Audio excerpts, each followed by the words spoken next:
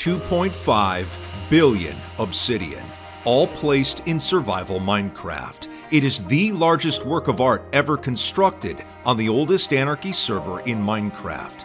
To put that in perspective, if you tried destroying it with just an enchanted pickaxe, it would take 176 years of non-stop mining.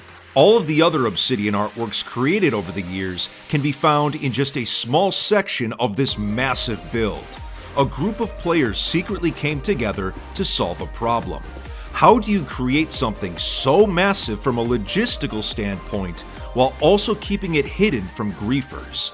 The story of how they pulled off this achievement is insane. Using a combination of in-game exploits, custom-made software, and one of the most advanced item distribution systems in the server's history, they did what many considered to be impossible. To understand why 2.5 billion obsidian placed is such a historic achievement, let me take you back to the year 2024, when a small breakthrough on the server led to a massive discovery. Normally in Minecraft, you can only place blocks by connecting them with others. Placing a block in midair cannot be done under normal conditions. But on 2b2t, a server where hacking is allowed, players figured out how to bypass the server's anti-cheat to use air place. As the name implies, it allows players to place blocks in midair that are not connected to anything.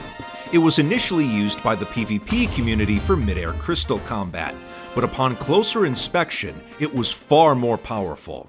Meet TylerTheDev, a player that was actually banned from 2b2t after one of his teleportation exploits accidentally crashed the entire server. But using his technical knowledge, he discovered not only was air placement possible, but block restrictions could be bypassed entirely.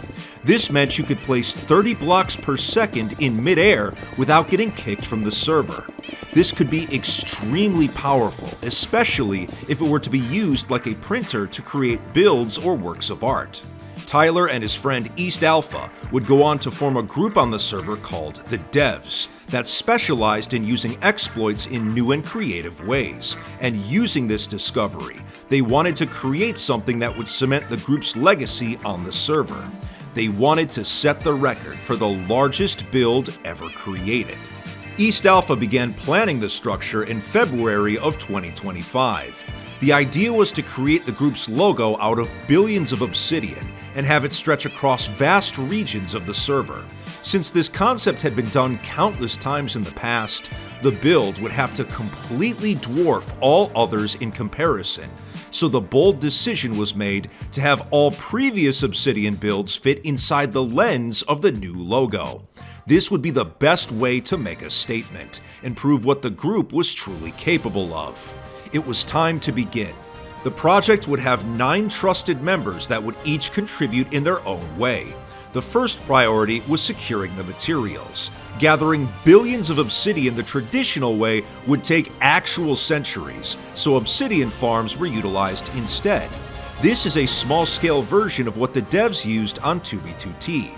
I can't show you the larger design since it would likely get nerfed on the actual server, but group members Musheck and Philip worked together to create a large-scale industrial version of this that would generate the blocks they needed. Now that they had the materials, the next issue became building the structure. Bringing more people onto the project would run the risk of having it be sabotaged, so instead, they did something completely different. First, entirely custom software was written to allow automated Minecraft accounts to be able to put all of the obsidian in the build using airplace. These accounts would use their entire inventory of obsidian before requesting a teleport to a secret base, which held all of the materials. This restocking station was built in an undisclosed location far away from spawn. In the central chamber, a Minecraft account remained logged in that would manage the entire facility using lecterns to output redstone signals. If a bot account requested more materials, a signal was sent to a corresponding pearl chamber, so no matter where the bot was on the server, it could be summoned back instantly. Once the pearl had landed and the bot was back at the base, it would head to the main storage area to withdraw all of the necessary materials.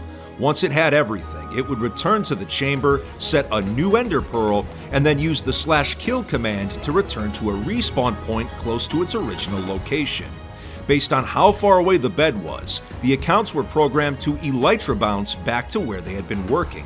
So in just mere minutes, an account would be back to work with a full inventory of obsidian. Absolutely no wasted time. Group member Z made a website that monitored all of the accounts online and their progress.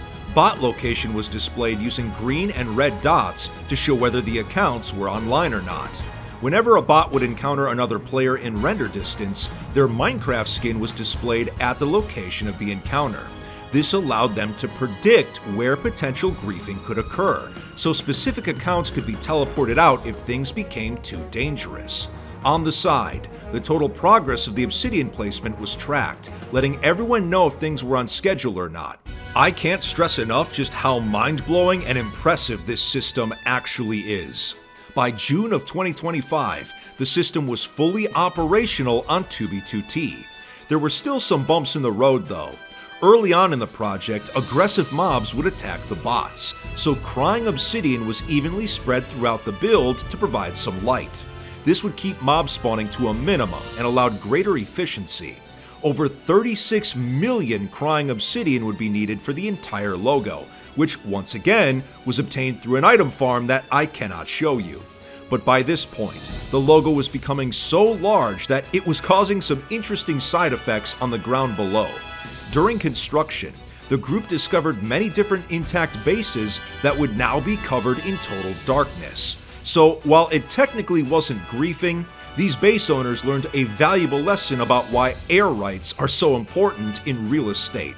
But these bots worked around the clock for the next 10 months. As the logo began to truly take shape, the greater 2B community started to notice it, but by then, the build was far too large to do any actual damage to. Since they had built it so quickly and in a non-central location, it had flown under the radar. Eventually, on April 4th, 2026, the group came together to place the final block of the build by hand. 2.5 billion obsidian placed.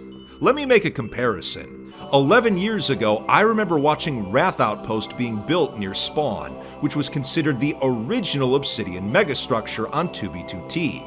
At the time, I thought it was insane just to see 100,000 obsidian blocks all in one place.